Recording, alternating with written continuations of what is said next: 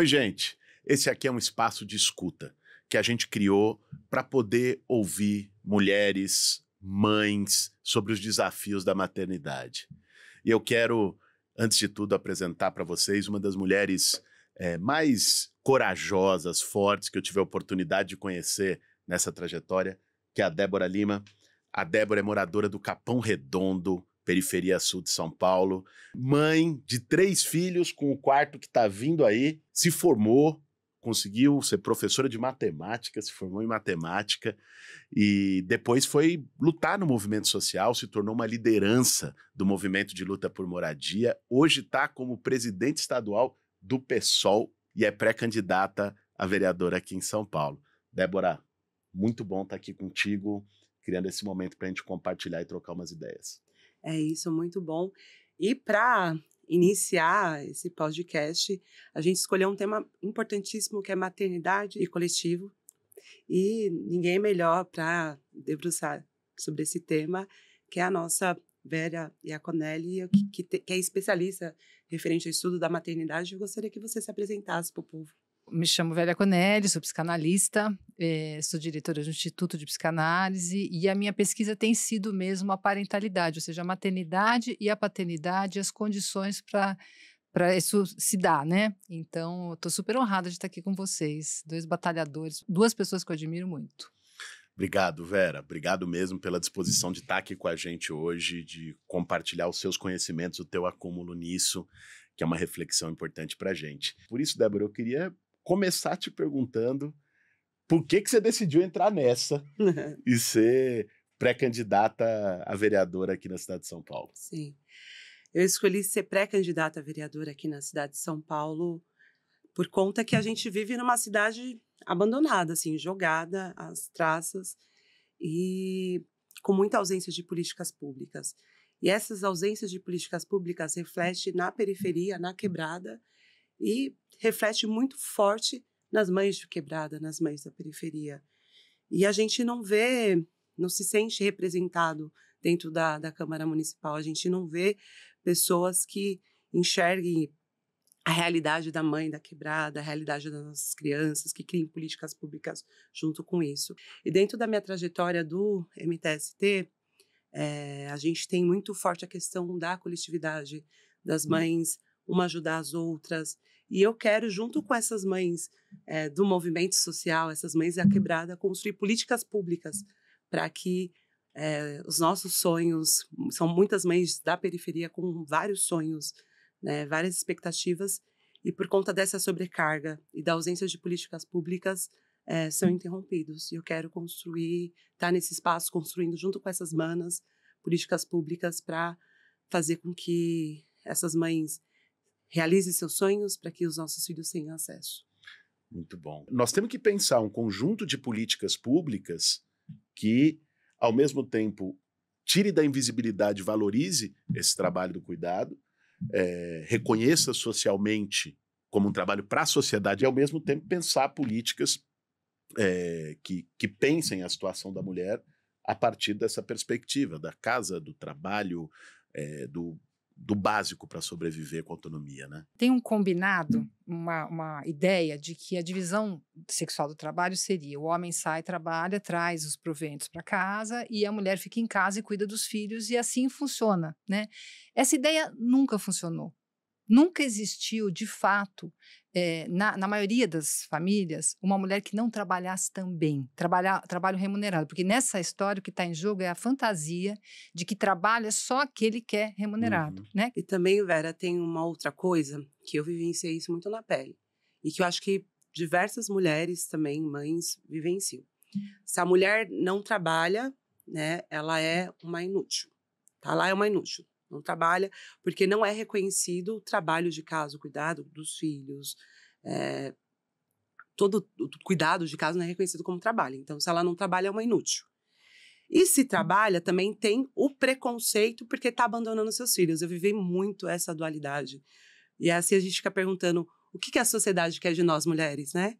O que é uma sobrecarga muito grande. E aí, o que eu encontrei dentro do movimento, dentro dessa experiência da coletividade, é que a gente tem outras mulheres que são redes de apoio uma das outras. Então, por exemplo, A gente, às vezes, está cansado, a gente está segurando a criança, aí vem outra mana, vai lá, dá seu filho para me ajudar a segurar. Às vezes, a gente quer ter um espaço seu de sair, né, um lazer, e a gente encontra manas que falam, não, vai lá, distrai sua cabeça, eu cuido de você. E eu sei que na periferia tem muitas experiências de coletividade, e eu acho que talvez uma coisa que eu queria chamar a atenção é que tem uma forma, assim, de não jogar essa carga só para nós mulheres. A gente precisa de uma sociedade mais coletiva, onde as pessoas enxerguem, vê a mulher não como se fosse um problema dela, é um problema da sociedade, até mesmo de quem está no poder público. Débora, eu queria aproveitar isso que você fala, porque a gente às vezes acha que essa questão do cuidado diz respeito só às mães. Mas não é verdade. Você não precisa ter sido mãe para estar colocada no lugar de porque você é mulher, você é uma cuidadora. Porque você vai cuidar dos seus irmãos, você vai cuidar dos seus pais, você vai cuidar dos seus sogros, você vai cuidar... Ela é uma cuidadora, mesmo que ela não tenha tido filhos próprios.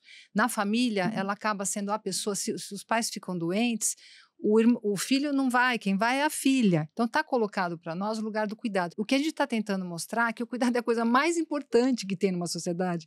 É simplesmente inverter, é mostrar que a maternidade, pensando em filhos, mas o cuidado de uma forma mais ampla, é o que mantém o laço social. Porque você está contando dessa coletividade, puxa, quem não quer alguém que tenha a sensibilidade de ver que você está passando por um perrengue e fala assim, vem cá, amiga, estamos juntas.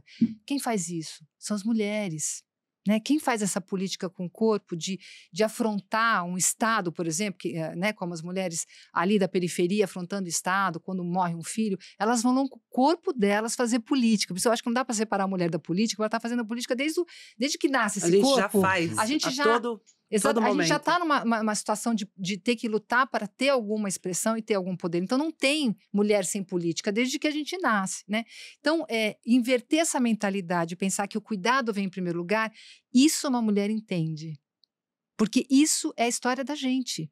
Tem muita gente que pergunta assim, mas Débora, você, mãe solo, de 3 crianças, né? Agora vindo mais uma criança, como que você consegue hoje ser uma liderança, ser coordenadora nacional do MTST, presidenta do PSOL no estado de São Paulo, ainda se colocando nesse desafio de ser pré-candidata.